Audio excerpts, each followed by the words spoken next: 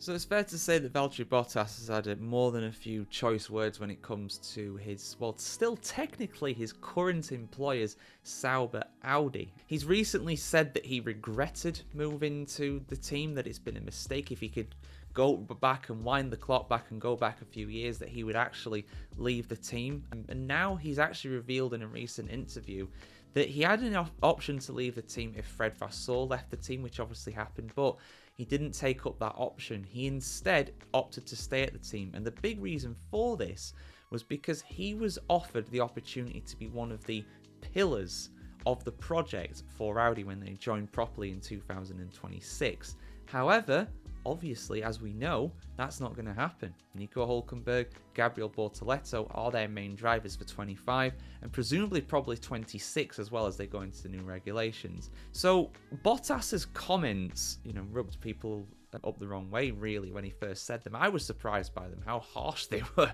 but it all makes sense. It definitely makes sense now, because at the end of the day, if your former employer does something like that to you, you're not going to be very complimentary about them. I know I wouldn't be. And I'm not a high-profile Formula 1 driver, so I completely understand where Bottas is coming from with this. And it's just really sad, to be honest, in a sense, because I think that Bottas had a good year this year, but obviously Sauber, Audi, more importantly Audi, they're the real guys in control now.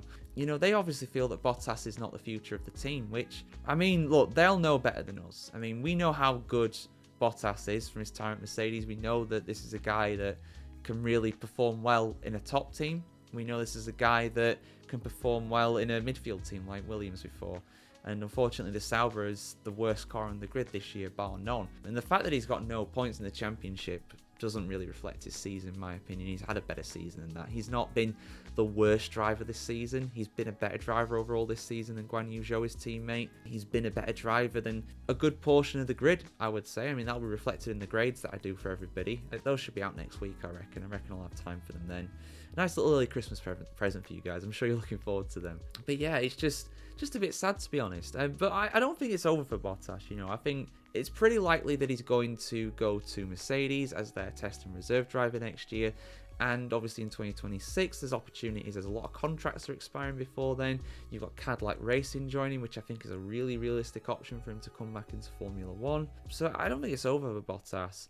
I just feel a bit sad, to be honest. I feel a bit disappointed that it's ended this way from him, and it's just ended this acrimoniously. When he was being, I think it was when he's being wheeled onto the grid or like the formation lap or whatever, but you know how drivers give like a really nice speech and stuff when it's their final race for a team and they know it is coming into this race. But Bottas was just like, thanks Sauber, thanks Ferrari, and then that was it.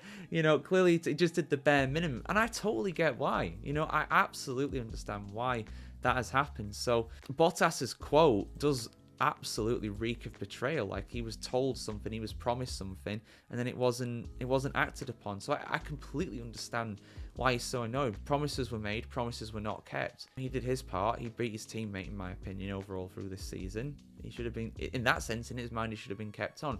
Is Hülkenberg a better driver than Bottas? Debatable.